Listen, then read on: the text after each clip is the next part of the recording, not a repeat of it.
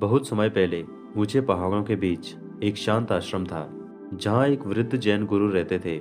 लोग उन्हें बस गुरुजी कहते थे। दूर दूर से लोग अपने मन की उलझन लेकर उनके पास आते और किसी न किसी रूप में हल लेकर लौटते। एक दिन एक युवा लड़का वहां पहुंचा। चेहरे पर थकान थी और आंखों में गहरी बेचैनी। वह गुरुजी के सामने झुका और धीरे से बोला, गुरुजी, मन बहुत अशांत रहता है। हर समय चिंता रहती है। छोटी छोटी बातों पर गुस्सा आ जाता है। मुझे शांति चाहिए। गुरुजी ने उसकी बात सुनी, लेकिन तुरंत कुछ नहीं बोले। थोड़ी देर चुप रहने के बाद उन्होंने बस इतना कहा, चलो। दोनों आश्रम के पीछे की ओर चले गए, जहाँ एक छोटी सी नदी बह रही थी। पानी बिल्कुल साफ, ठंडा और शांत था। गुरुजी ने एक कटोरा उठाया और उसमें नदी का पानी भरा। फिर उसमें थोड़ी मिट्टी डाल दी। देखते ही देखते पानी गंदा हो गया। गुरुजी ने लड़के से पूछा, क्या यह पानी पी सकते हो?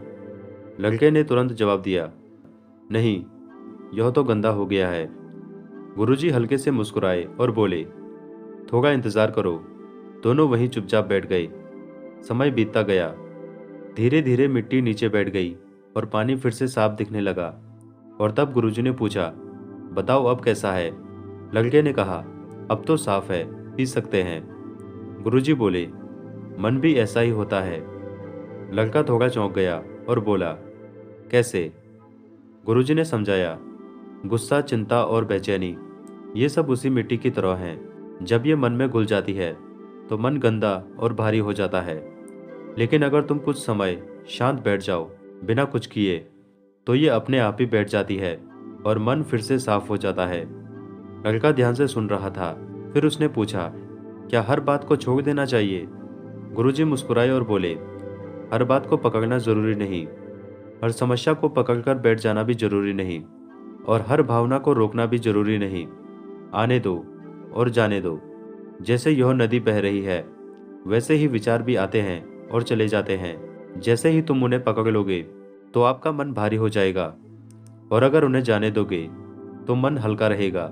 लड़का कुछ देर चुप रहा, जैसे उसके अंदर कुछ बदलने लगा हो। फिर उसने पूछा, जब कोई गुस्सा दिखाए तो क्या करें? गुरुजी ने पास पड़ी एक लकड़ी उठाई और नदी में डाल दी। लकड़ी पानी के साथ बहने लगी। गुरुजी बोले, देखो, यह बह रही है। यह विरोध नहीं कर रही, इसलिए डूब नहीं रही। यह हल्की है, इसलिए तैर रही है। जीवन में भी ऐसा ही करो। बातों को इतना भारी मत बनाओ जिससे तुम खुद ही डूब जाओ, और उन्हें बहने दो। लड़के के चेहरे पर अब पहले जैसी बेचैनी नहीं थी, लेकिन उसने ईमानदारी से कहा, यह सब सुनना आसान है, लेकिन करना मुश्किल है। गुरुजी हंसे और बोले, हर नई चीज शुरू में मुश्किल लगती है।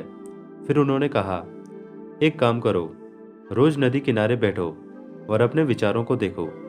रोकने की कोशिश मत करना, बस देखना। जैसे आसमान में बादल आते हैं और चले जाते हैं, वैसे ही विचार भी आते जाते रहेंगे। लड़के ने सिर झुकाकर हामी भर दी, और अगले ही दिन से वह रोज नदी के किनारे बैठने लगा। शुरुआत में उसका मन और भी तेज भागने लगा। बीती यादें, भविष्य की चिंता और तरह तरह के विचार उसके अंदर घूमते रहे। लेकिन इस बार वह भागा नहीं, वह बस उन्हें देखता रहा। धीरे धीरे बदलाव आने लगा। विचार कम होने लगे और मन पहले से थोड़ा शांत महसूस होने लगा। फिर कुछ समय बाद एक दिन वह खुशी खुशी गुरुजी के पास आया और बोला, मुझे अब गुस्सा कम आता है और मन पहले से शांत है। गुरुजी ने पूछा, क्या बदला? लड़का मुस्कुराया और बोला, मैंने बदलने की कोशिश नहीं की, बस देखना शुरू किया। गुरुजी ने संतोष से सिर हिलाया और कहा, यही रहस्य है।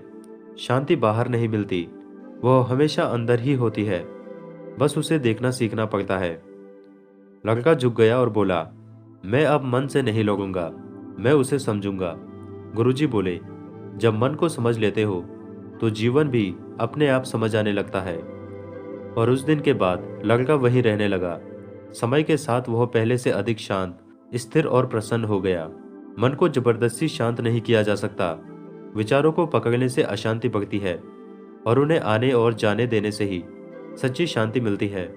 और वह शांति हमेशा अंदर ही होती है।